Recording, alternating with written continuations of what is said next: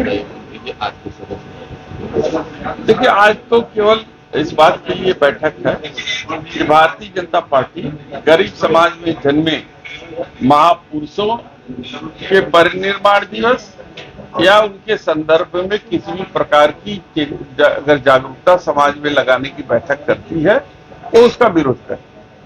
कल बिहार समाज में जन्मे मंगल बिहार जो स्वतंत्रता संग्राम सेनानी थे और समाज में ऐसे व्यक्ति थे जिनकी एक प्रतिष्ठा थी, उनका योगदान था इस देश के लिए, इसकी आजादी के लिए, उनके अवतरण दिवस पे, परिनिर्वाण के दिवस पे तो जो है वो एक गोष्ठी बनाई गई थी जिसमें मुख्य अतिथि के रूप में मुझे बुलाया गया, लेकिन यह भारतीय जनता पार्टी को बर्दाश्त नहीं हो पाया। मैं बताना चाहता हूं कि आजादी के इतने दिनों के बावजूद बिहार समाज में अभी साक्षरता डबल डिजिट में नहीं है। बात अगर करें बिहार तो बिहार में महागठबंधन को लेकर के लगातार सवाल खड़े हो रहे थे कि महागठबंधन में आपके मतभेद चल रहे हैं, लेकिन अब जो स्थिति सामने आई है उस पर क्या? देखिए, महागठबंधन हमेशा से एकजुट था और सही दिशा में अपना काम कर रहा था और शुरू से ही महागठबंधन ने तय कर लिया था कि हमारा बिहार में नेतृत्व जो है तेजस्वी यादव करेंगे और आज जो है उसकी घोषणा प्रेस कॉन्फ्रेंस के माध्यम से कर दी गई।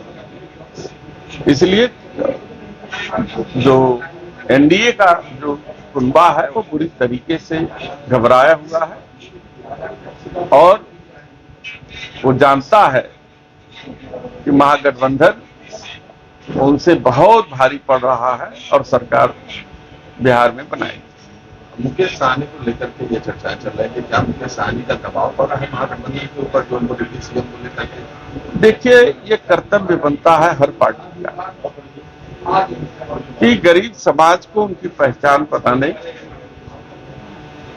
उनको एक सम्मान देने, उनको मुख्य धारा में लाने के लिए कुर्बानी तो देनी ही पड़ेगी। तो मुकेश सहनी एक उभरता हुआ सितारा है बिंद और मलाह समाज का, उसको अगर डिप्टी सीएम के लिए उनका नाम प्रस्तावित है तो उसका स्वागत किया जाना चाहिए। अभी गोरखपुर में योगी आदित्यनाथ जी ने कहा है अखिलेश के वाले बयान के बाद ये सामने आई है चीजें कि योगी आदित्यनाथ ने अखिलेश यादव के ऊपर सवाल खड़ा किया कि वो राम विरोधी, क्या लगता है? देखिए, राम को अगर आप दो भाग में बांट दीजिए तो एक वो राम जो राजा राम थे और राजा के रूप में उन्होंने मां सीता को भी त्याग दिया था, वो महलों में रहने वाले राम जिसके अनुयायी भारतीय जनता पार्टी के लोग हैं, वो भव्यता में विश्वास करते हैं, वो जो है इस तरीके के वातावरण में विश्वास करते हैं। लेकिन जो वनवासी राम थे वो हम लोगों के राम हैं, वो समाजवादी राम है, वो गरीबों के साथ रहने वाले लोग हैं, वो जो है कि पत्नी के लिए लंका जैसे जगह पे जाकर युद्ध करके रावण का भी वध करने में सक्षम थे। तो हम वनवासी राम के अनुयायी हैं, वो लोग राजा राम के अनुयायी हैं, उनको मुबारक।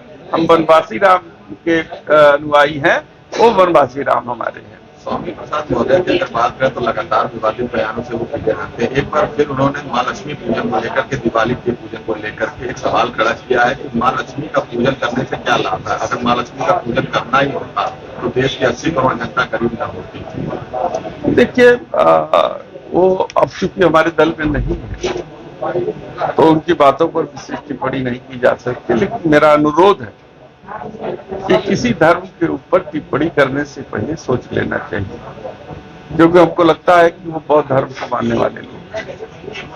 बात अगर करें तो मेट्रो परियोजना को लेकर के एक बार फिर चीजें सामने आई हैं और प्रस्तावित है कि एयरपोर्ट से लेकर के कैंट तक मेट्रो चलने की योजना है, शहर में भी कहीं तो मेट्रो चलने की योजना। आपने मेरे पुराने कई प्रेस कॉन्फ्रेंस सुने होंगे मैंने पत्र भी प्रधानमंत्री जी को लिखा, व्यक्तिगत रूप से मिलकर के भी प्रधानमंत्री को देने का प्रयास किया।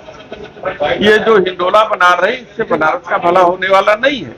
हो सकता है कि इसकी लागत का फायदा गुजरात के कुछ ठेकेदारों को मिल सकता है, लेकिन बनारस के लोगों को तब फायदा होगा जब यहाँ पे मेट्रो चलेगी, और शायद लागत भी इससे ज्यादा नहीं आएगी। तो इसलिए हमने अनुरोध किया था और मेरा हमेशा प्रयास रहा कि बनारस में मेट्रो चले, और हमने जनता से भी कहा था कि हमारी सरकार आएगी तो हम जो है मेट्रो जो है बनारस के लिए चलाएंगे। सवाल है, साधु काशी ने अभी हाल ही में एक बयान जारी किया है, सोशल मीडिया पर बड़ी तेजी से उनका बयान जारी हुआ है। उन्होंने लव जिहाद को लेकर के लड़कियों को कहा है कि अगर बात न माने तो उनकी टांगे तोड़ देनी चाहिए। देखिए, मैं क्या बताऊं इन लोगों के बयान, मीडिया इतना संज्ञान में लेती ही क्यों है, मुझे यही नहीं समझ में आता। ये तो इसीलिए कहते हैं मीडिया संज्ञान में ले, जिसका कोई अर्थ नहीं।